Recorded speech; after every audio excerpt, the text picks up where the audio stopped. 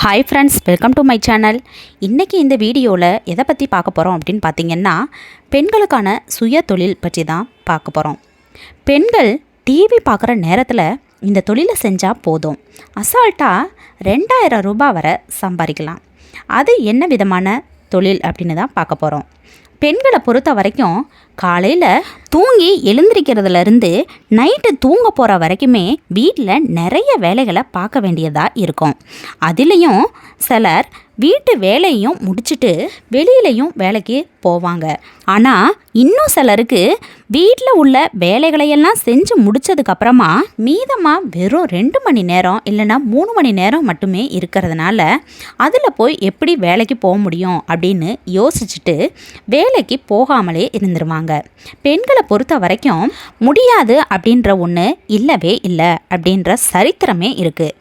இந்த மாதிரி இருக்கும்போது வேலைக்கு போகணும் அப்படின்னு முடிவு செஞ்சுட்டா அதை தாமதப்படுத்தக்கூடாது. அதே போல் வெளியில் போனாதான் வேலைக்கு போக முடியும் அப்படின்னு கிடையாது. வீட்டில் இருந்துக்கிட்டே கூட வெறும் 2 மணி நேரம் வேலை செஞ்சால் 2000 ரூபாய் அசால்ட்டாக சம்பாதிக்க முடியும்.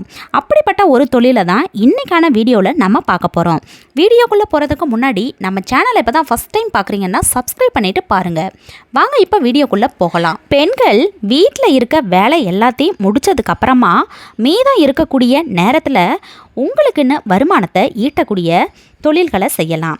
அது மூலமாக குடும்பத்துக்கு உங்களால் முடிஞ்ச உதவியாகவும் இருக்கும், தன்னம்பிக்கையும் அதிகரிக்கும். கடைகளில் 5 பெட்டி பொருட்கள் எல்லாமே மொத்தமாக வாங்கிட்டு வந்து பேக்கிங் செய்யக்கூடிய தொழிலை பற்றி தாங்க நம்ம பார்க்க போகிறோம். அந்த தொழிலை நீங்கள் வீட்டில் இருந்தே செஞ்சு கொடுக்கறதா கடைகளில் பேசி செய்யலாம். இந்த தொழில் பார்த்திங்கன்னா எப்பயுமே டிமாண்டான தொழிலாகவும் இருக்கும். சமைக்கிறதுக்கு முக்கியமானது தான் 5 பெட்டியில் இருக்கக்கூடியது. அதனால் நீங்கள் தாராளமாக இந்த தொழிலை செய்யலாம்.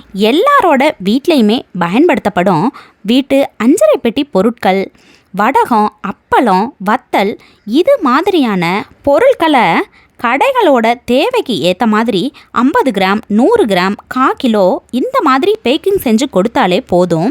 பேக்கிங்க்கு ஏற்ற கணக்கில் வருமானம், லாபம் பெறலாம். இதுக்கான மூல பொருட்கள், பேக்கிங் கவர், பேக்கிங் மிஷின் இதை எல்லாமே அந்தந்த கடையிலேயே வாங்கிக்கலாம். இதை உங்கள் ஊரில் இருக்கக்கூடிய மளிகை கடையில் நான் 5 பெட்டி பொருட்களை பேக்கிங் செஞ்சு தர்றேன், அதுக்கு எனக்கு வருமானம் கொடுங்க அப்படின்னு பேசணும். உங்களோட சில்லறை ஜாமான் விற்பனை அதிகமானால் வருமானமும் அதிகரிக்கும். நாளடைவில் வருமானம் அதிகமாகும் போது அதை மிச்சம் பண்ணி அதுலேருந்து வரக்கூடிய தொகையிலிருந்து தனியாக கூட இந்த தொழிலை ஆரம்பிக்கலாம். இந்த தொழிலுக்கான வருமானம் அப்படிங்கிறது நீங்கள் பேக்கிங் செய்யும் பாக்கெட்டுகளின் எண்ணிக்கையை பொறுத்து தான் இருக்கும்.